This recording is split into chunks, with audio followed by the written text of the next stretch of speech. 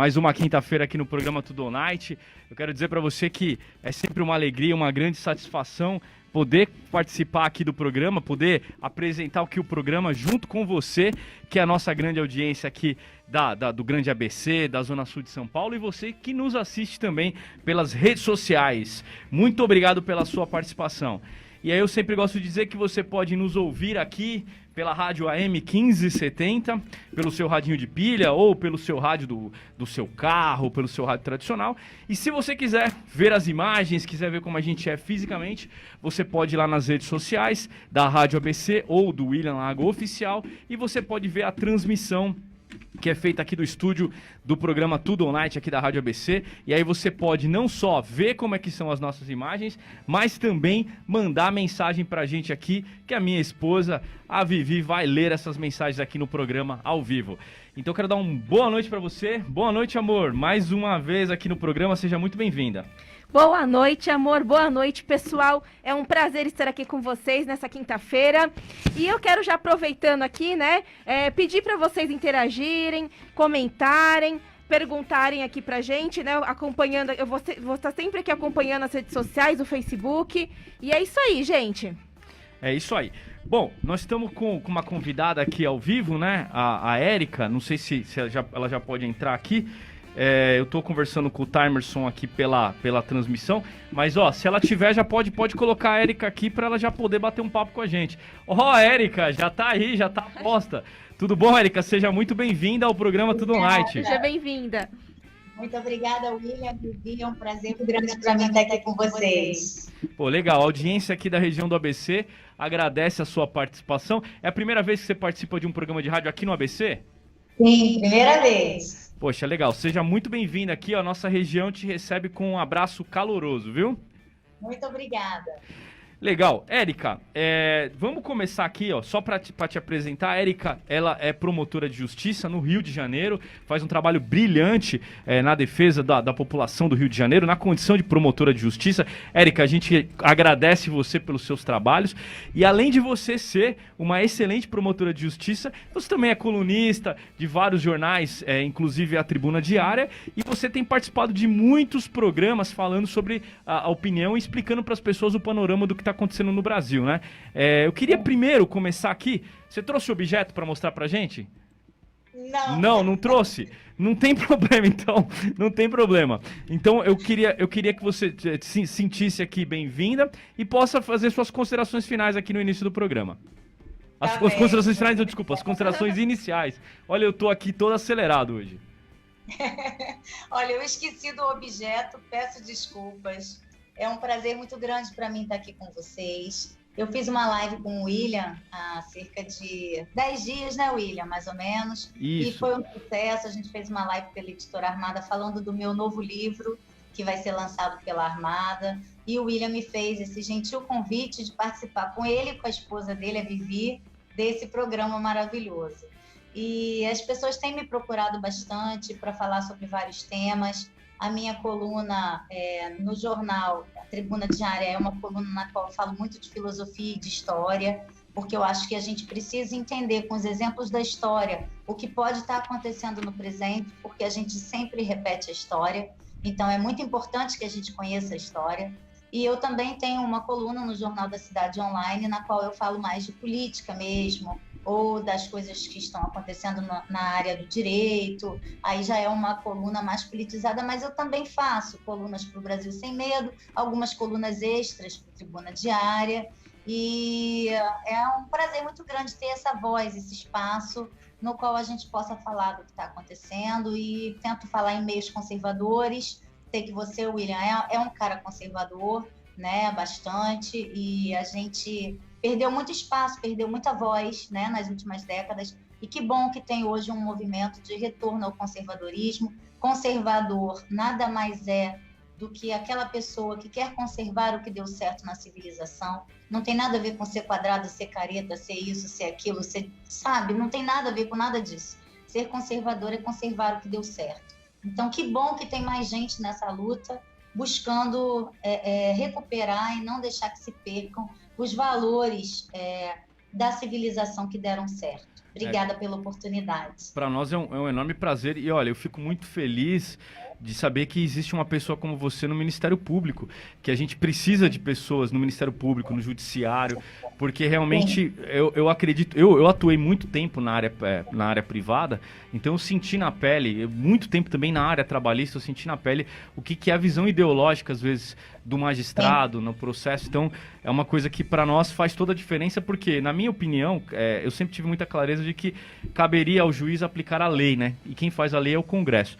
Eu tenho visto, Érica, o Caio Coppola, recentemente, ele iniciou um procedimento do qual eu assinei junto e apoio, que colheu assinaturas para apoio do processo de impeachment contra o ministro Alexandre de Moraes por uma série de irregularidades que ele tem praticado. A gente vê esse inquérito do fim do mundo, a gente vê uma série de medidas. Tem um deputado que está em prisão domiciliar, mas sem um processo, sem o devido processo legal. Ou seja, coisas que a gente vê acontecendo que não faz parte de uma estrutura democrática. De fato, a gente vive um momento muito triste da nossa democracia.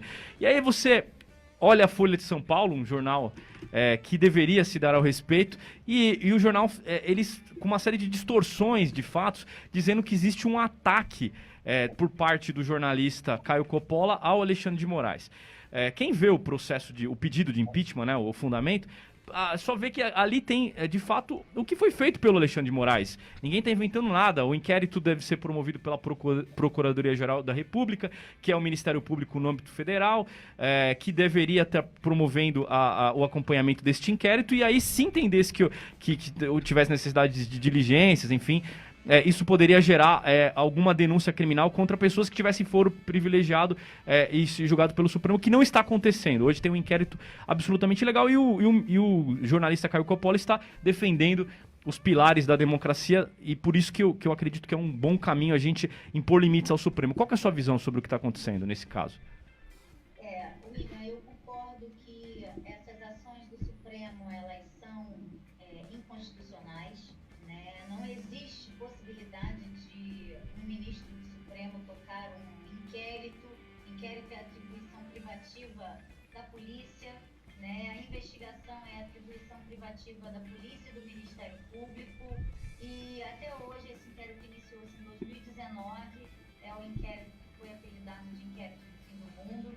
Até hoje esse inquérito não tem denúncia, até hoje não se sabe pelo que as pessoas estão sendo investigadas, quais são os crimes na verdade, e a cada dia esse inquérito é alimentado com novas denúncias contra novas pessoas que estariam atacando o STF.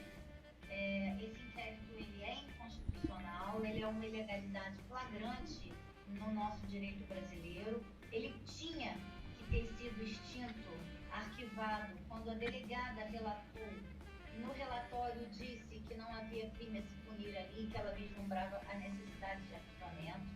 A anterior Procuradora-Geral da República, Raquel Dodge, tinha se manifestado antes de deixar o cargo pelo arquivamento, mas parece que nada é capaz de frear este inquérito, né? Já temos livros publicados sobre isso, já temos muito debate na cena pública, e a cada pessoa que desagrada o STF com suas colocações, novas ameaças de inserção dessas pessoas nesse inquérito, elas surgem, né? O caso do Daniel Silveira, ele foi até pior, na minha visão, do que a prisão da Sarah Winter e o confisco dos laptops e celulares daquelas pessoas que eram blogueiras, alguns jornalistas também, como o Eustáquio, né? Oswaldo Eustáquio. Por quê? Porque no caso deles, eles diziam que havia ali crime de opinião, crime contra a segurança nacional, etc. Agora, no caso do deputado, e você sabe bem disso, porque você, se Deus quiser, vai estar integrando aí em breve, né, o Poder Legislativo, mas a gente sabe que os parlamentares, eles estão protegidos, né, por suas palavras, votos e opiniões, e essa proteção é plena e restrita, e ela foi invadida, né, essa cláusula constitucional foi invadida, e os ministros do STF, principalmente o ministro Alexandre de Moraes, disse que no caso de ataque aos ministros ela não valia, e esse delegado deputado foi preso e a única sanção cabível no caso dele, caso desagradasse, a conduta dele desagradasse aos colegas ou à população, ou quem quer que fosse, seria uma cassação por quebra de decoro. Ele jamais poderia ser processado no âmbito do judiciário, muito menos preso. Né? Essas são alegações que nós, desde que eu, vários outros colegas, desde que isso surgiu no horizonte, vemos fazendo uma série de alertas a respeito disso, mas infelizmente o Supremo é a última corte a qual se pode recorrer. Então, em várias circunstâncias nas quais o Supremo tem cometido ilegalidade, nós estamos à deriva. Não sabemos mais a quem recorrer para que nos socorra. Né? Esse é o caso, infelizmente, é a situação atual que nós vivemos aqui no Brasil. É muito triste. Bom, a gente fala aqui para uma praça que tem todo tipo de pessoa, né? Porque o rádio é a primeira internet que existia, né? Você fala para um número imaginável de pessoas que às vezes a gente não tem ideia. Então, eu queria pontuar aqui, porque assim, às vezes as pessoas não entendem, mas o judiciário não cabe julgar. Como a sua carreira é do Ministério Público, queria explicar para as pessoas aqui como é que funciona. Quando a gente está falando de crimes, em geral, quem promove a ação penal, quem conduz as investigações... Opa! Quem faz a... que eu tô tentando concatenar, porque eu faço um filtro aqui da linguagem jurídica, então às vezes o cérebro fala, como é que eu posso falar de forma simples, né? Quando você vai fazer uma investigação, quem faz a investigação é a polícia, mas o Ministério Público pode pedir alguma diligência, algum complemento de prova, mas essa investigação é destinada ao promotor de justiça que faz a denúncia. O juiz, ele não pode mover o processo, ele não pode mover a investigação, porque o titular da ação é o Ministério Público. Então a gente está num momento muito grave aqui de certa maneira, uma ocupação de espaços que não cabe ao judiciário, principalmente ao Supremo. O espaço de legislador, que já tem acontecido há muito tempo, a gente vê isso claramente. O espaço de executivo, porque intervém... E aí não é uma questão de opinião, doutor, eu estou falando assim, o que a gente vê claramente, né?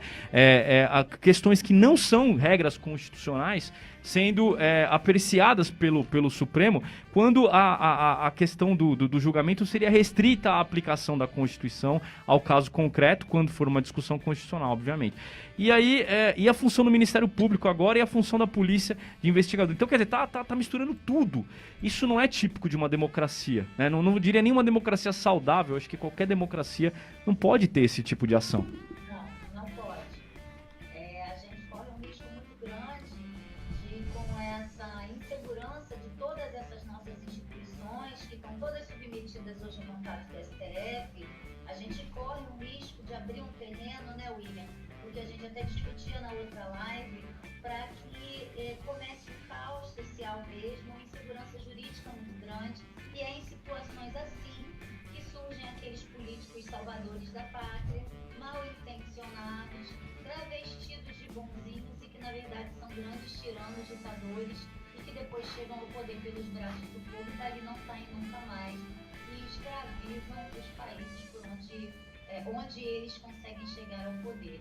Nós temos exemplos disso na Venezuela, Cuba, na Coreia do Norte, na China, em outras localidades, e podemos ter em breve um quadro de coisa similar aqui no Brasil, se alguma coisa não mudar. Mas será que isso daí, na verdade, quando você está no poder, isso acaba seduzindo? Ou será que às vezes se a pessoa usar uma calça muito apertada, isso pode estimular a pessoa a querer ter alguma síndrome de ditadora? Será que tem alguma relação se a calça está muito apertada, acaba mexendo com o cérebro, alguma coisa assim? Pode ser que sim, pode atrapalhar. Bom, e recentemente também a gente viu que o Supremo Tribunal Federal também para ajudar. Eu fico tentando entender, será que nós estamos vivendo os fins dos tempos? Porque normalmente quando a gente pega alguém fazendo uma coisa errada, você aponta o dedo e fala, tá errado, e a pessoa para. Mas aí você começa a pegar, você começa com muita gente do meio jurídico falando que está errado. A gente prova por A mais B, tecnicamente, não é questão de opinião política. Vamos lá, vamos discutir juridicamente. Quem quiser, venha, discuta. A gente demonstra por A mais B que está errado. E aí o Supremo vai e agora reconhece a existência de suspeição do ministro Sérgio Moro e anula as provas do processo do Lula. Questões que já tinham sido apreciadas no passado e já tinham sido já tinha se entendido que não havia suspeição. Como é que fica essa situação agora?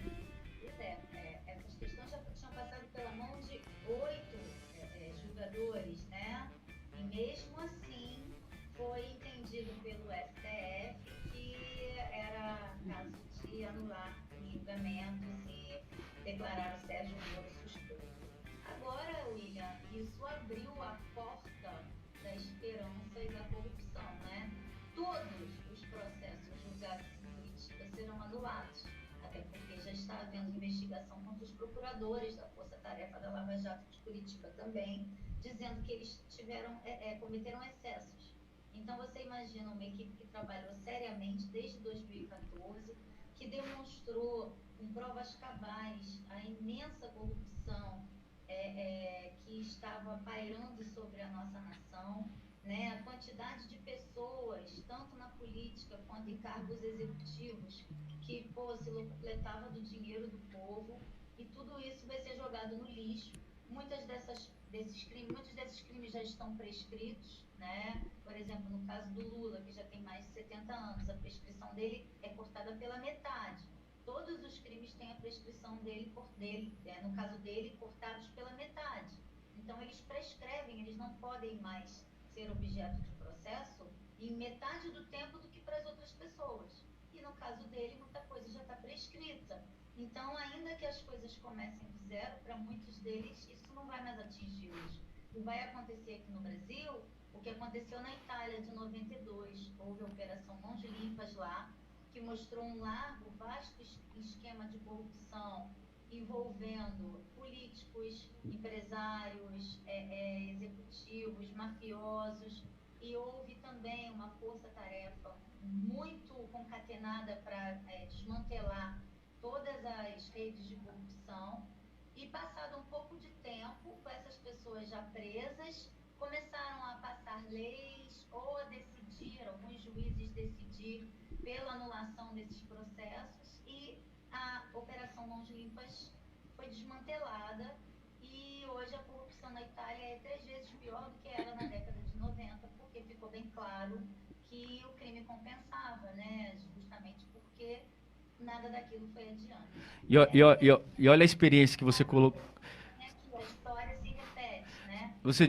Você colocou aí corre o risco de ter algum populista que assume o poder, que foi exatamente o que aconteceu na Itália, né? Foi logo na sequência que o Berlusconi conseguiu ascender ao poder. É por isso que a gente precisa conhecer a história, porque a história nos mostra o que está por vir. Através de erros do passado, a gente pode olhar para o futuro e ver o que vai acontecer.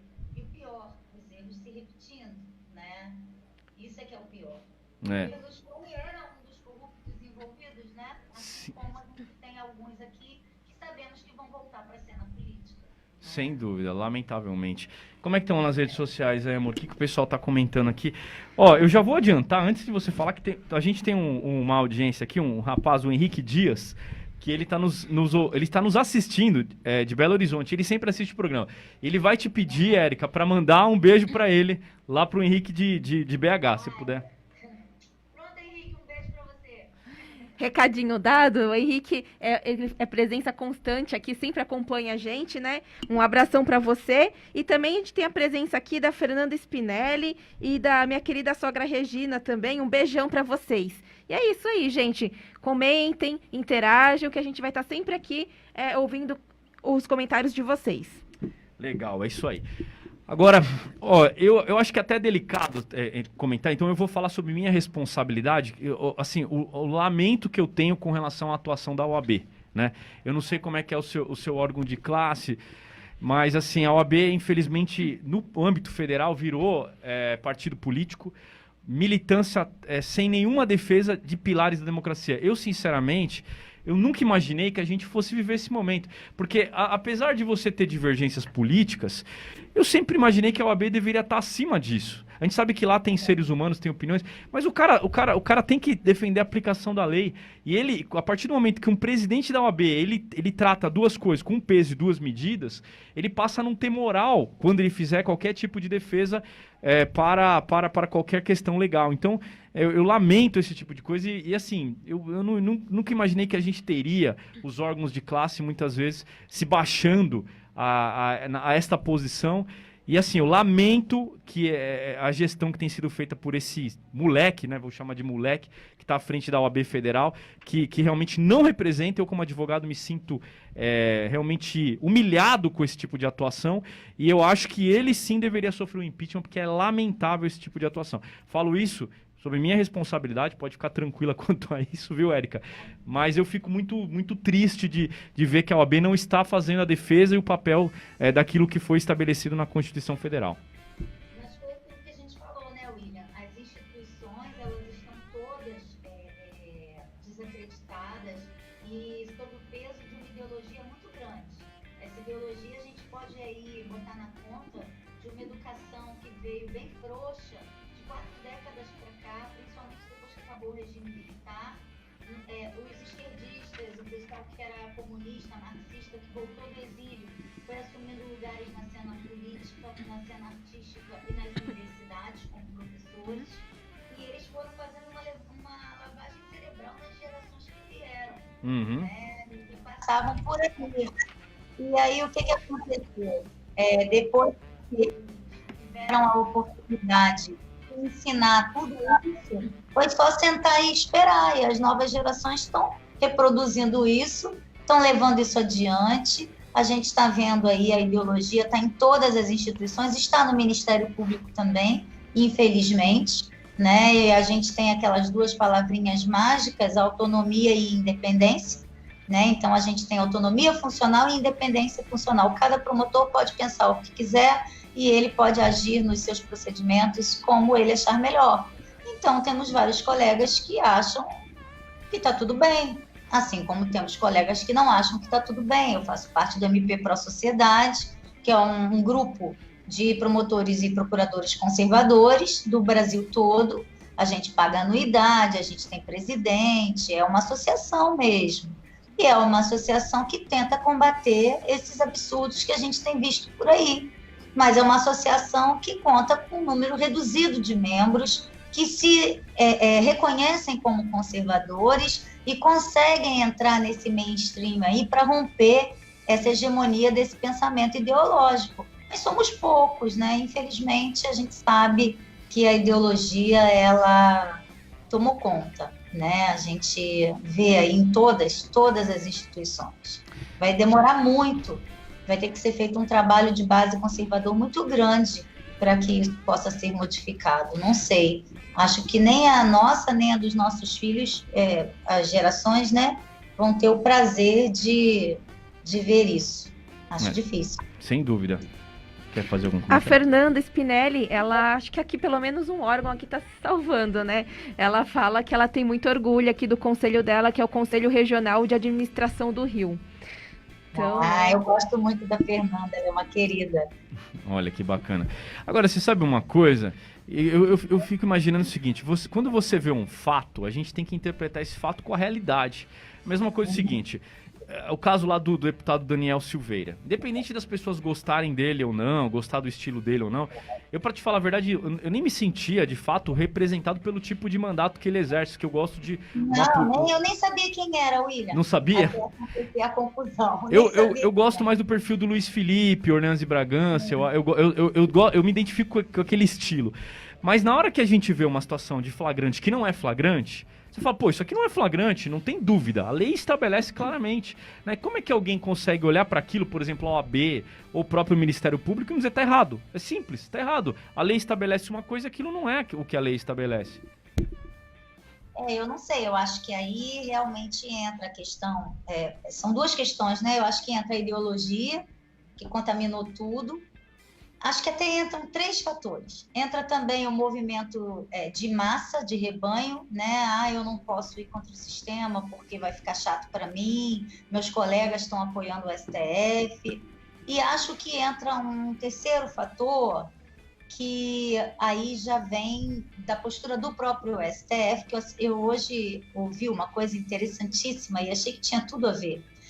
O Rousseau, Jean-Jacques Rousseau, né, um filósofo da época do Iluminismo, da época da Revolução Francesa, ele dizia que as pessoas, os seres humanos, os cidadãos, eles não tinham capacidade de reger a vida deles em sociedade, de entender o que era melhor ou pior para eles. Eles precisavam que as pessoas em cargos de comando tomassem essas decisões por eles. Os cidadãos não eram capazes de ter uma vida de forma adequada. Só quem poderia decidir o que era bom e ruim para a sociedade seriam as pessoas em cargos de comando. Então, eu tenho certeza absoluta que as pessoas que estão sentadas nessas 11 cadeiras do STF, eles têm a convicção de que só eles sabem o que é melhor para nós, né? Nós não sabemos, só eles é que sabem.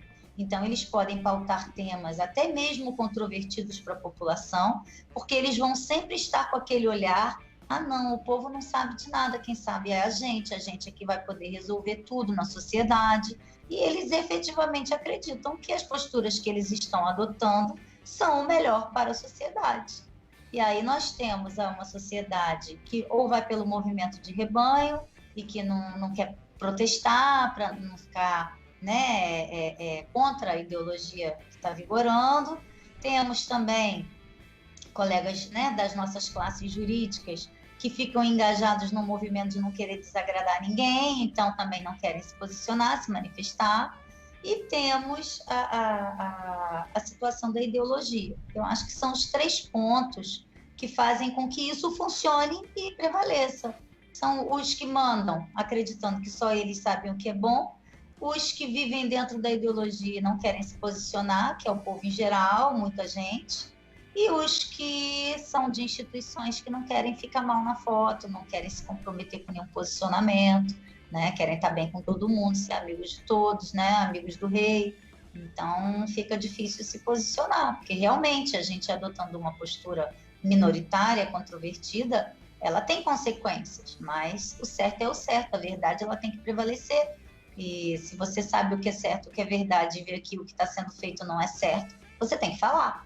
Mas nem todo mundo quer fazer isso, né? É muito confortável ficar sentado na poltrona, sem se posicionar. Só que esse não posicionamento vai levar a uma crise da sociedade, né? E uma crise de governo, uma crise das instituições seríssima, que nós não sabemos onde vai dar. Sem dúvida. Realmente, hoje, eu não sei te dizer. Se a gente olhar pela história, não vai dar num lugar bonito, né? Mas... Ó, eu vou te contar uma experiência minha como advogado na área privada. Eu advoguei para uma grande empresa francesa de papel, uma das maiores do mundo. E elas estavam vindo para o Brasil. E aí, numa situação, eu fui fazer um parecer e eu comecei a trabalhar com todas as possibilidades daquele fato que eles queriam a minha opinião jurídica. E aí, quando eu sentei com um representante francês para explicar, ele falou assim: cara, não é possível que possa acontecer tudo isso. É tanta dúvida, a lei é muito clara. Como é que pode ter tantas variáveis que o judiciário pode interpretar? E eu achei que eu iria fazer um bom trabalho mostrando o máximo de variáveis possíveis para que ele tivesse a percepção do que poderia acontecer. Aí o cara virou para mim e falou assim: me desculpa, mas um país que tem um judiciário, e ele não falou do Supremo, ele falou do judiciário, que se comporta dessa forma, não quer capital estrangeiro. Ele falou assim: ou o mundo inteiro está errado e vocês estão certos, ou então vocês estão certos e o mundo inteiro está errado, não tem alternativa. E assim, e o que acontece? Não tem mágica.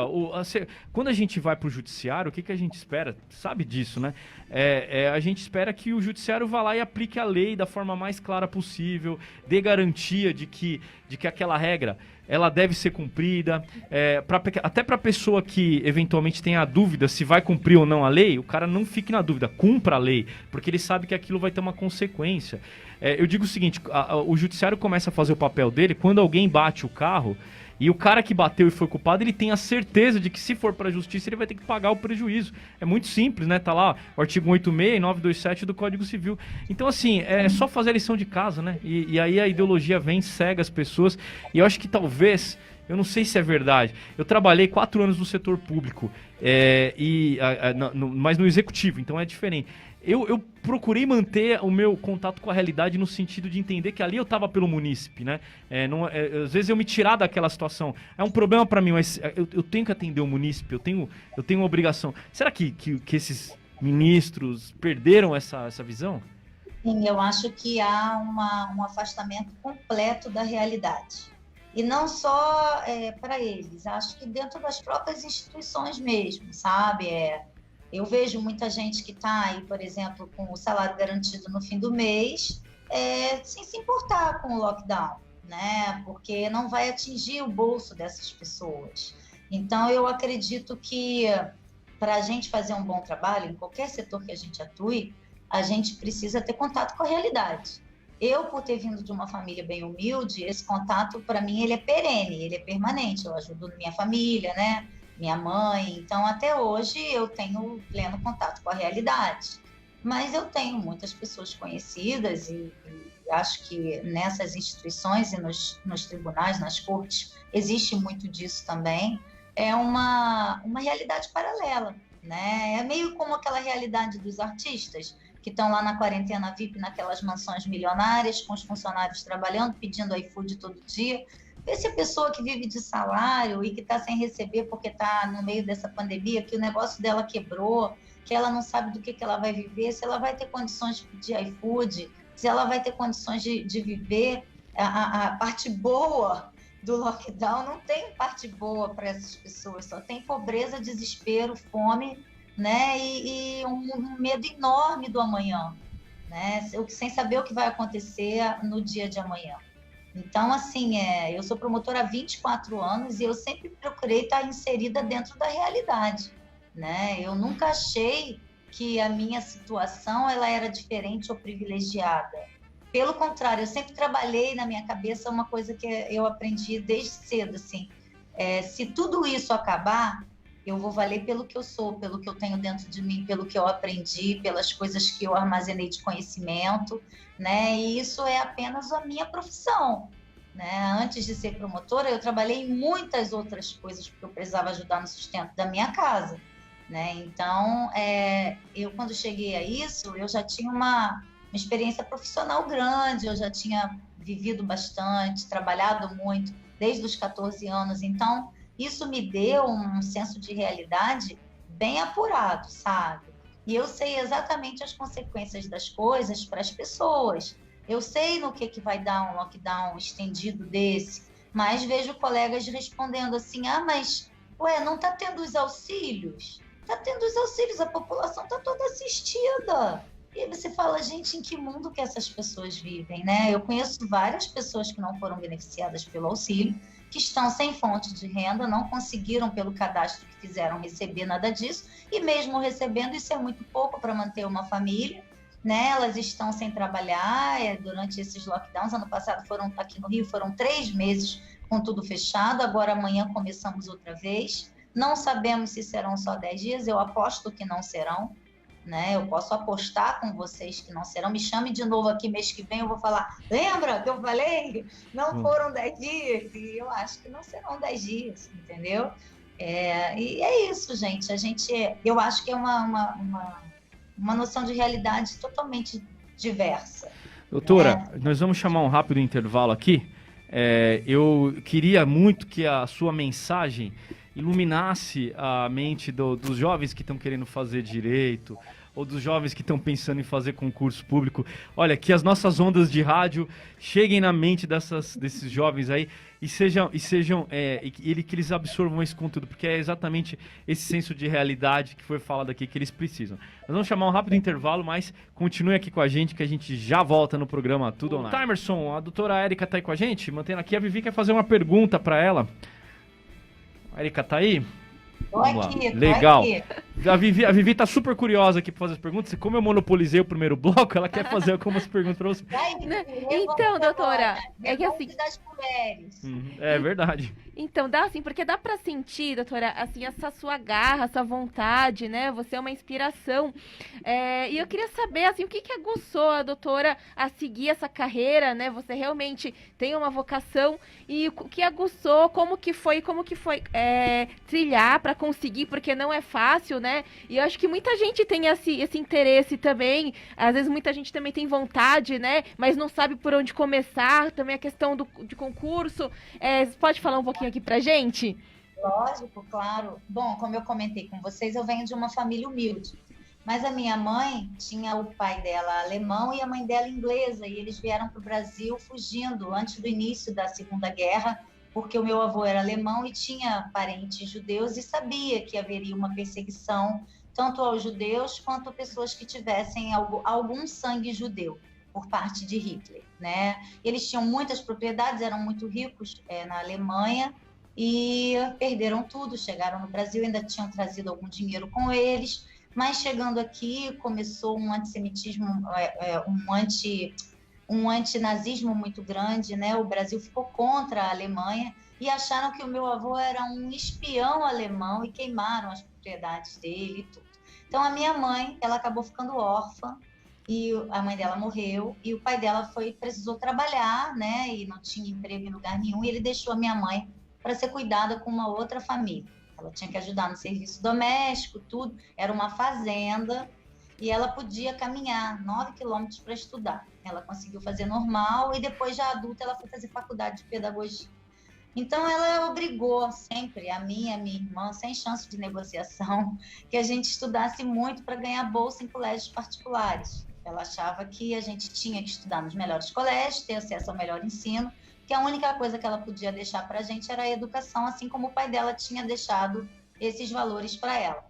E aí eu estudei, cada ano eu estudava numa escola, eu estudava onde eu tinha bolsa, né? Eu não tinha uma frequência muito grande numa mesma escola, dependia muito da bolsa. Sempre fui muito estudiosa, eu era muito tímida quando eu era criança, muito retraída e era muito estudiosa. Na adolescência, como a gente não tinha muitas coisas, eu não tinha roupa, não tinha nada, eu comecei a trabalhar em loja, mas sempre estudando muito. A minha mãe sempre me obrigou a estudar bastante, dizia que eu só ia poder trabalhar se eu continuasse com um bom desempenho, e eu acabei passando para a Faculdade Federal. Quando eu passei para a UF, eu resolvi que não dava mais para trabalhar em loja, porque eu tinha que começar a estudar, eu não tinha nenhuma pessoa que fosse parente, que tivesse um escritório, nada disso, um padrinho em alguma carreira jurídica, eu não tinha isso. Então, meu pai até queria que eu fizesse concurso para ser técnica de cartório, técnica judiciária e tudo, mas não era a minha vontade, sabe? Eu não tinha a menor vontade, meu pai trabalhava com isso, eu não tinha a menor vontade de fazer nada disso. E ele me inscrevia nas provas e eu não ia fazer, sabe? Ele ficava com ódio. Mas eu sempre estagiei na defensoria, estagiei num escritório, eu vi que não era escritório que eu queria, né? Também não era defensoria. Quando entrei na faculdade, eu tive um professor que era um promotor, já estava mais velho, foi uma fonte de inspiração para mim. Eu não tinha dinheiro para comprar livros, eu xerocava cadernos, eu xerocava livros dos outros, e eu parei de trabalhar na loja. Com a rescisão da loja, eu comprei a cantina da minha academia de ginástica e comecei a vender sanduíche natural, salgadinho, doce. Eu sabia cozinhar, eu preparava as coisas, tinha uma moça que fazia salgado, entregava lá para mim. E aí eu de manhã ia para a faculdade, de tarde eu ficava na cantina, de noite eu tinha passado para ser monitora na faculdade de Direito Romano. Então, de noite eu voltava na faculdade, então eu ainda fazia inglês com bolsa, era uma correria danada. Mas eu tinha um objetivo maior, né? Assim, eu queria ter uma vida legal, eu queria fazer alguma coisa, deixar um legado, e eu achava que o caminho para isso era o concurso. Eu tinha a sorte de ser muito estudiosa, então eu estudava com a maior facilidade, gente. Como eu sempre tive que estudar em estoque de loja, sempre tive que estudar em ônibus, sempre tive que estudar em tudo quanto era oportunidade, eu estudava em qualquer lugar, né? E eu estudava muito, e eu não tinha dinheiro para pagar cursinho, e às vezes eu assistia algumas aulas de graça em alguns cursos, etc., ou eu juntava um dinheiro para fazer um determinado curso. E aí, quando eu estava perto de me formar, eu comecei a dar aula de penal e processo penal para gente que fazia a prova da OAB. Eu nem estava formada ainda, mas eu dava essas aulas particulares, até dava aula num cursinho também, mesmo sem ser formada, um cursinho pequeno. e eu podia assistir as outras aulas, né, nesse curso, assim. Aí eu comecei a assistir daqui, assistir de lá, estudando muito, pegando material emprestado, e eu com 25 anos já tinha passado no concurso, já era promotora, sou promotora há 24 anos, estou entregando a minha idade para vocês, né, eu tenho 49 anos, mas a história é essa, foi uma história de muita luta, né, eu, logo que entrei, para mim era a glória da minha vida, assim, eu, né, ia finalmente ter uma carreira estável e tudo. Eu via meus colegas, assim, muito receosos, muito nervosos para trabalhar, e eu falava, ai, gente, eu não fico nem um pouco nervosa eu ficava antes, que eu trabalhava o dia inteiro, não tinha garantia de nada, agora eu não fico nervosa com mais nada. E aí foi isso, gente. Aí eu logo, um ano depois, eu fiquei grávida do meu filho mais velho, que tem 22 anos, né, aí começou uma outra etapa da minha vida, mas eu já era promotora. Aí eu era professora de penal e processo penal em vários locais, universidades, escola para concurso, na EMERGE, na FEMPERGE, Fundação Escola do Ministério Público, Escola da Magistratura. Mas aí depois eu também tive outro filho, eu achei que ficava muito tempo fora de casa e eu parei de dar aulas. E fiquei muito tempo com essas minhas vocações adormecidas, até que no ano passado, eu tive a oportunidade de começar a escrever para a Tribuna Diária. Foi uma coisa que aconteceu absolutamente por acaso, né? Eu ganhei uma coluna semanal e isso começou a ter uma projeção. E isso começou, as pessoas começaram a gostar do que eu escrevia, né? E eu comecei a ter convites para escrever em outros locais, para fazer live. E eu sempre gostei muito de escrever, sempre gostei muito de falar. E aí, isso foi indo, gente. E agora eu tô aqui. Todo dia tem live, todo dia tem artigo, tem o meu trabalho na promotoria, tem minha vida em casa com meus filhos, uma vida de mãe, de dona de casa, né? E tudo junto, misturado. Mas, assim, são as vocações que vão chamando a gente, né? Eu sempre fui muito vocacionada para o Ministério Público, eu sempre fui muito contra injustiça social e crimes sem punição. Eu tinha muita pena do papel da vítima, né? Poxa, ninguém olha pela vítima, etc. E, ao mesmo tempo, eu também sabia que eu tinha um olhar diferenciado sobre o que era justo e certo, porque eu tinha vindo de baixo, né? Então, isso me ajudou muito ao longo da carreira também, muito mesmo. Eu, por exemplo, fui promotora de vara de família há 16 anos e eu lidava com aquilo com muita tranquilidade, porque eu vinha de um local onde havia tantos conflitos, né, de tantas pessoas. Então, era muito normal para mim lidar com aquilo. Eu sabia mais ou menos o que era aquilo que as pessoas estavam contando, o que era a dificuldade, o que era a falta de dinheiro. E eu sabia ajudar as pessoas a encontrarem soluções ali, às vezes ficarem de bem ou conciliarem a melhor saída para eles num acordo, né? Então, assim, 90% dos meus processos eram acordo, sabe? Na audiência, eu falava com as partes, isso foi sempre muito importante. E aí depois eu voltei para o crime, eu já estou há 6 anos no crime de volta, o crime compensa. Ó, vamos deixar claro para quem está ouvindo, na área criminal, né? Eu tô brincando, eu sou promotora criminal, é claro que o crime não compensa, pelo contrário. Diferentemente de certos políticos aí que estão sendo privilegiados pelo Supremo, né? Você trabalha pondo o bandido na cadeia, né? Exatamente, o meu papel é botar bandido na cadeia, exatamente isso. Esse é o meu papel. Então, Vivi, eu me alonguei um pouquinho, mas é porque essa trajetória de estudar para concurso na minha vida foi uma coisa muito particular. Por quê? Porque eu sempre tive que estudar muito.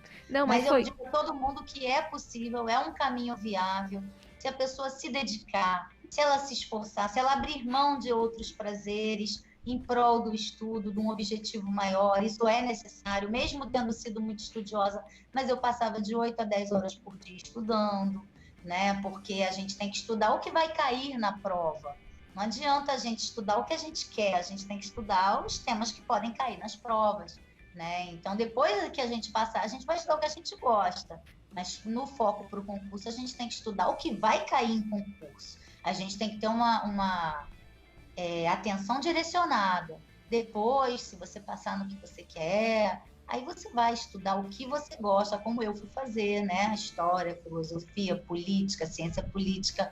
Mas, enquanto você está estudando para concurso, você tem que estudar o que cai nas provas. Isso é fato, é uma fase da sua vida que você tem que estar focado.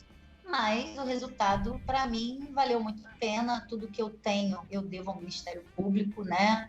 E agora descobri essa segunda profissão aí, né? Que muito me orgulha, né? Estou muito feliz também de estar podendo ajudar a sociedade de uma segunda maneira, né? E dessa vez com uma troca muito grande com outras pessoas que pensam parecido. Tem sido muito gratificante para mim. E eu acho que ajudado bastante gente. Meu filho é publicitário, montou um Instagram para mim. Todo dia eu faço posts de filosóficos, sabe? Frases bem simples que as pessoas entendam e repensem a vida. O meu Instagram é Erika R. Fig, é público. Quem quiser me seguir vai ser um grande prazer. Mas são formas que eu quiser tenho falar, de devolver. como é que é o Instagram? Porque tem muita gente ouvindo pela rádio. Erika com K. R de Rocha e as 3 primeiras letras de Figueiredo. Erika R. Fig, porque meu nome é Erika da Rocha Figueiredo. Né? Isso aí, gente. Então, quem estiver ouvindo, Erika Fig, né? Não, tem um R antes. A Erika R. Fig, é isso aí. É para entrar lá e seguir, viu? Quem quiser me seguir, eu vou adorar. Porque eu acho, sabe, William, eu tenho muito essa consciência que eu preciso devolver à sociedade tudo que a sociedade me deu, né? E eu sou muito grata por tudo, grata a Deus e grata à sociedade.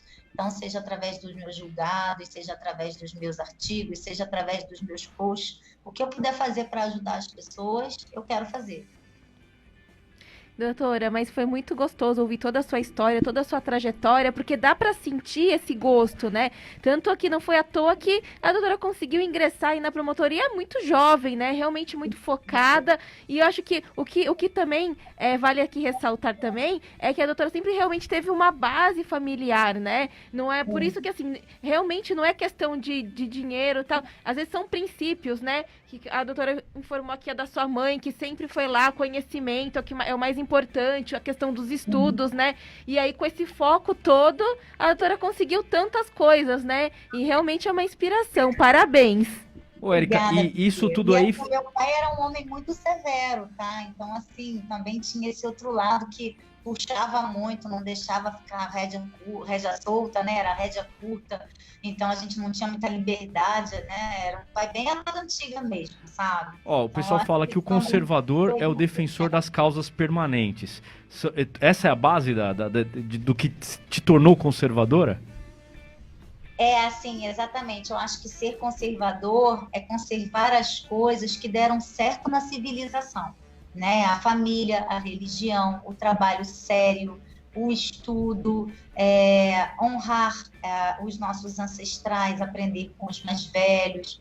Coisas simples, William, que funcionam, porque, na verdade, se a gente prestar atenção, tudo que funciona na vida é simples, né? É verdade. É o que é simples que funciona. É igual na musculação, o exercício simples que faz você ganhar músculo, o mais básico, a máquina mais ridícula, é assim com a vida também, né? O simples é o que funciona, né? O correto é sempre simples de fazer. Difícil é justificar o errado. Aí tem que dar 1000 cambalhotas, fazer 1000 malabarismos para estar sempre justificando o errado. A verdade, ela é reta, né? Eu tava até falando com a Vivi, hoje a gente tava conversando em casa, falei, a verdade é reta. A mentira que você tem que fazer todo um contexto para explicar a verdade, ela é... Agora eu queria compartilhar com você uma experiência, Erika. Eu sempre atuei muitos anos como advogado aqui em São Paulo, e eu tive uma cliente que era no Rio. E aí eu fui para uma audiência uma vez no Rio de Janeiro, e cheguei lá na audiência com aquele clima que eu tava acostumado de São Paulo, que é um clima de tensão, juiz truculento, mal-humorado. Ó, juiz, não fiquem bravos comigo, mas é assim, aquela... E aí eu cheguei lá no Rio, aquela coisa leve. Não é que a audiência era tranquila e leve, não, mas o clima leve, né? Não se deixou aquele clima do problema do processo contaminar o que tinha para acontecer. E aí chegou uma hora que o juiz pegou e falou para mim assim, olha... Doutor, eu indefiro, ó, eu vou fazer, eu ia fazer um agravo, né, um agravo ali na audiência, falei assim, ó, mas o senhor não vai me tirar o meu direito. Ele falou assim, não, doutor, fica tranquilo, no final da audiência, o senhor fala à vontade aí, mas com uma leveza, sabe, uma tranquilidade, que eu saí de lá, peguei meu voo leve, falei, nossa, eu fui preparado pra guerra, teve uma guerra, mas uma guerra leve, não precisa de tudo isso que a gente faz aqui em São Paulo, né? O carioca tem isso mesmo, né? Você me lembrou muito quando eu fui fazer o curso do Edilson Mogenoa em São Paulo, a Escola de Altos Estudos Criminais, e nunca tinha tido um carioca, tá? Eu era a primeira. E eu cheguei atrasada, cheguei junto com o professor, já cheguei, oi, tudo bem? Você que é o professor? Ele ficou olhando para minha cara e falou, você só pode ser a carioca, né? Eu, pois é. O carioca tem isso mesmo. O grande problema dessa leveza é que às vezes o carioca, ele descamba para bagunça, né? Ele não leva as coisas a sério, ele acha que a vida é estar sempre de férias na praia, que todo dia é fim de semana. O carioca, ele é bom trabalhador se ele estiver focado, porque a chance dele se perder pelo meio do caminho é grande, né? O lance do Rio é esse, eu sempre falo, viver no Rio é ótimo, mas a pessoa tem que saber o que ela quer, porque se ela quiser viver na bagunça de segunda a segunda no Rio de Janeiro, ela vai ter, né? E vai ter, assim, com bastante possibilidade de escolha. Então, ela tem que ter foco, né? Você vai ver aquele sol lindo, vai saber que hoje não é dia de ir para a praia, né? Ou se você for dar um mergulhinho, vai ter que ser bem cedo para aquilo não anular o resto do seu dia. Eu, por exemplo, não consigo. Eu só consigo ir para a praia, mergulhar e ficar na praia num dia que eu esteja à toa. Se for um dia que eu tenho compromissos, aquilo vai começar a ficar fervilhando na minha cabeça. Não, eu tenho compromisso, eu tenho que ir embora, eu tenho um monte de coisa para fazer. Eu não vai nem valer a pena ter ido à praia, sabe? Mas tem gente que consegue conciliar isso, né? Acorda cedo, dá um mergulho no mar, vai, levanta, cuida da rotina. Eu não consigo. Para mim, se é dia de trabalho, é dia de trabalho. Eu sou produtiva desde a hora que eu acordo até a hora que vou dormir. É até um defeito, né? Mas eu não sei se é de outro jeito. Não, mas é ótimo. Bom, fica então a mensagem para quem está nos ouvindo, nos assistindo, que a gente pode alcançar nossos sonhos com seriedade, com os valores permanentes e com foco e sabendo diferenciar as horas que são horas de descansar com as horas de trabalhar. E até porque a gente tem que saber também equilibrar, né, com períodos de lazer, mas saber a hora certa para curtir, tá certíssimo. Agora, Érica, nós estamos nos 5 minutos finais. Eu queria abrir o espaço para você fazer agora as suas considerações finais. Eu falei isso no começo do programa. E eu queria também pedir para a gente reforçar aqui as suas redes, para quem estiver ouvindo a gente conseguir poder te seguir. Tá ótimo.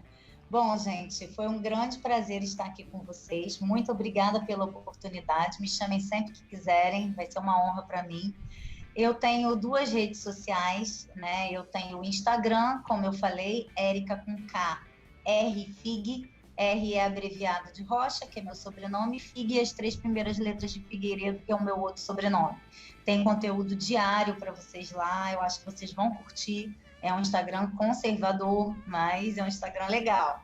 Eu tenho também o Facebook, Érica Figueiredo. Quem quiser me solicita lá, eu aceito amizade, tudo. Eu também tenho conteúdo diário lá. Eu posto meus artigos, eu posto meus posts no Instagram, também no Facebook.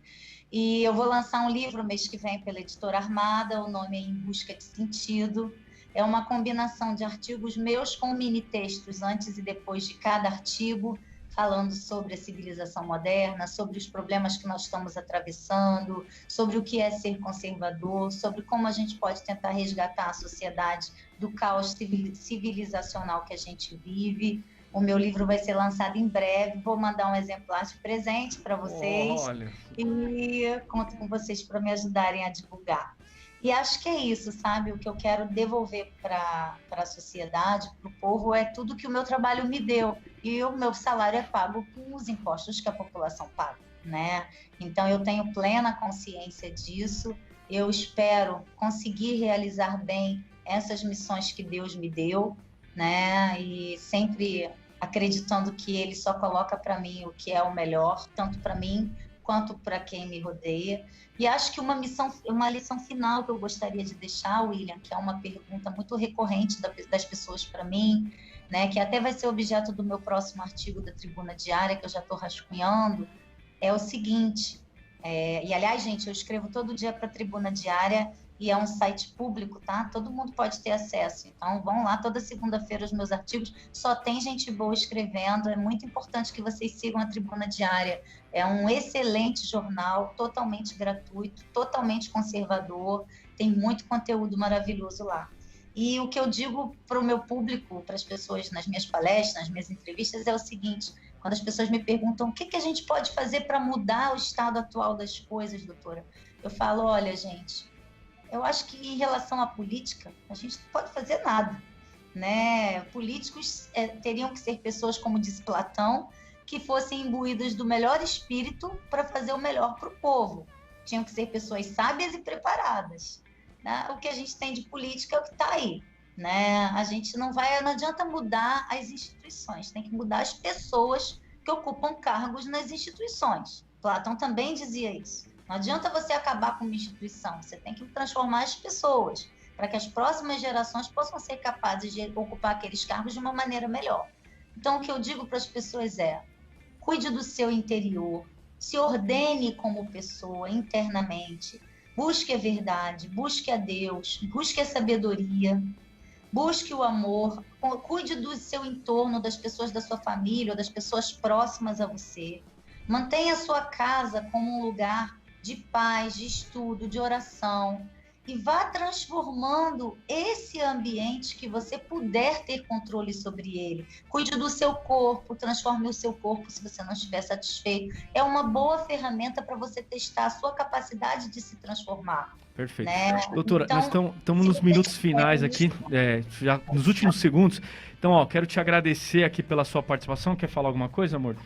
Isso, eu também quero agradecer a presença da doutora, foi muito gostoso, né, ter essa clareza, ver esse foco todo e essas boas intenções, né. Queria agradecer também a oportunidade de estar sempre aqui do lado do meu amor e agradecer a presença de todos vocês aqui, né, é maravilhoso estar sempre aqui com vocês, é isso aí. A gente vai marcar um outro programa, foi um prazer enorme ter você aqui.